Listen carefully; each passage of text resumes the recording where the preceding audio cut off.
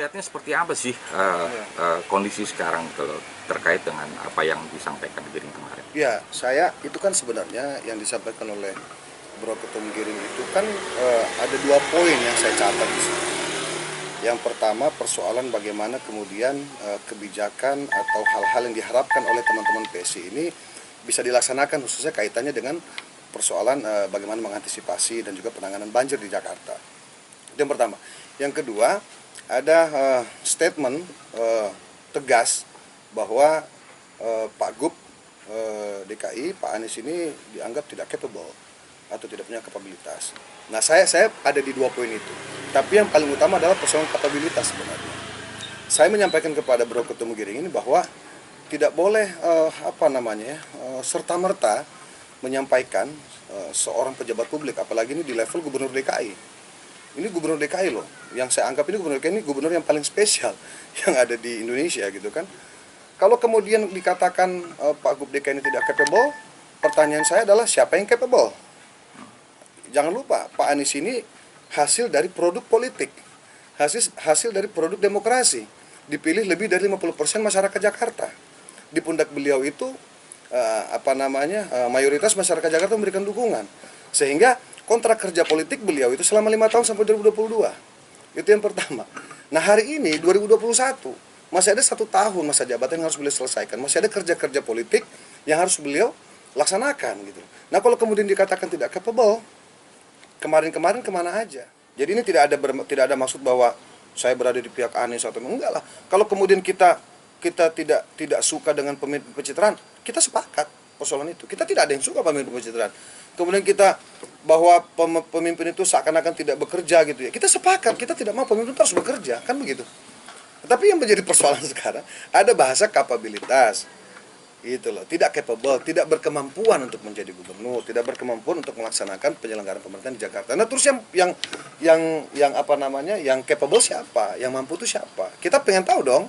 Menurut Bro Ketum Giring yang mampu ini siapa? Kan gitu. Kasih solusi dong. Oke, Pak Anies kita keep, simpan. Anggap beliau tidak mampu. Siapa yang mampu? Bagaimana mengujinya? Apa alat ukurnya? Kan debat publik, proses-proses pilkada kemarin kan sudah ada. Cukup panjang kan saya kira kan. Ya, bagaimana debat, semua menyampaikan visi dan misi dan lain sebagainya.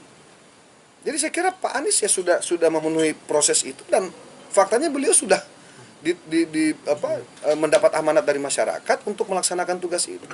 Kalau memang ini minta maaf arahnya ke arah statement politis, ya sebentar lagi kan selesai Pak Anies. Tunggu waktunya. Kan gitu kan? Tunggu waktunya, bertarung lagi gitu loh.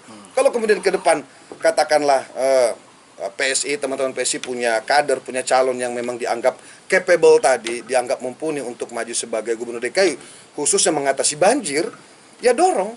Biarkan masyarakat yang akan menilai nanti.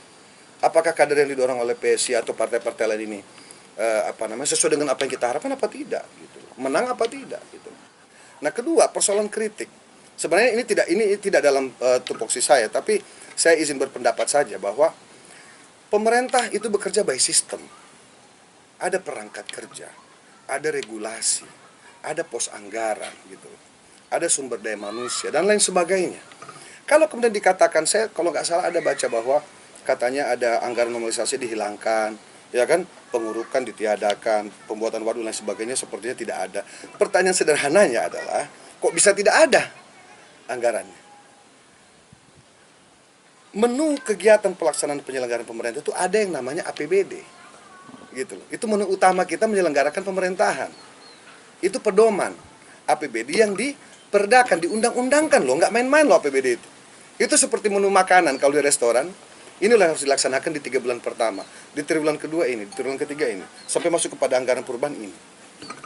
Nah, kalau dikatakan kenapa dihapus? Lah kenapa DPR juga mengiyakan untuk dihapus?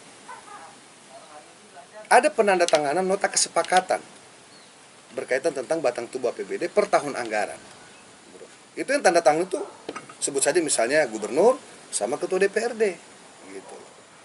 Nah, kalau ada harapan-harapan teman-teman DPRD, katakanlah melalui PSI misalnya gitu kan, yang belum sempat dimasukkan dalam batang tubuh APBD dalam rencana kerja dan anggaran, ya masukkan. Kalau dikatakan bahwa dihapus atau ditiadakan dan sebagainya, ya kenapa mau disepakati anggarannya? Anggarannya jangan disepakati dulu. Sampai ketemu kesepakatan itu gitu. Dan yang terakhir, budget ini kan persoalan template ya. Saya di Jakarta, masuk Jakarta kuliah tahun 97. Artinya saya di Jakarta sudah 24 tahun. Berkuliah, beraktivitas, bekerja sampai jadi anak band, bahkan jadi wali kota dulu, balik lagi sekarang ngeband lagi gitu kan. Udah cukup banyak fase-fase gubernur yang saya juga alamin gitu kan. Ya artinya kita tidak kemudian menilai bahwa gubernur dulu tidak melakukan apa-apa. Semua punya kerja-kerja dengan porsinya. Gitu loh. Pak Anies pun juga saya yakin bekerja dengan porsinya dia. Kalau dikatakan bahwa tidak ada normalisasi, apa iya? Buka dong pedomannya.